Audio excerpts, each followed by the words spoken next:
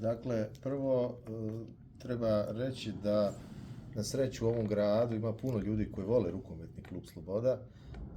koji su to svjedočili dolaskom na skupštinu, da je puno ljudi koji su vezani uz rukomet profesionalno ili navijački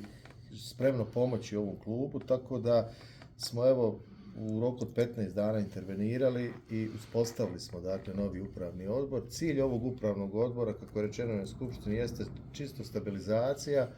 da se vidi kroz jedan prosjek finansijskog i organizacionog stanja gdje klub nalazi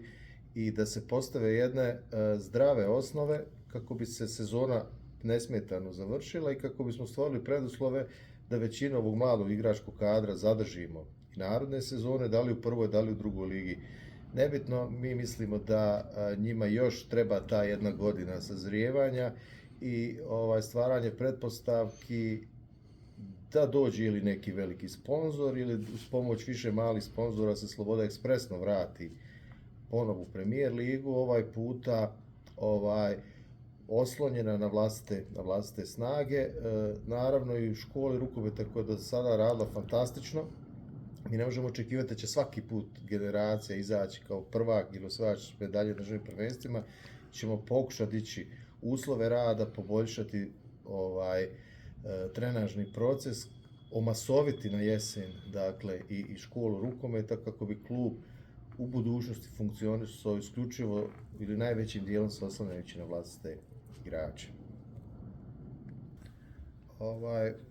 Svako ima pravo na svoje mišljenje. Moje mišljenje je da osobe koje su bili dio prethodne uprave su u ovih 8 godina jako puno učinile za rukomet u Tuzli. Mi smo igrali evropska takmičenja, oni su skoro isključivo 80% budžeta pokrivali iz vlastitih financijskih sredstava, ali je važno reći zašto su ostali u skupštini, zato što nisu oni se ni na koga naljutili pa napustili klub. Tu se ne radi ni o kakvom sukobu, jednostavno više nisu mogli iz poslovnih razloga, neki ne žive više ovdje, dati sve od sebe u klubu, ali nije to nagli prekid, jer upravo u ovom momentu su ti ljudi bili koji su pomogli da prevladamo ova 3 zadnja mjeseca i da možemo ući u ligu i svojim vlastitim financijskim sredstvima.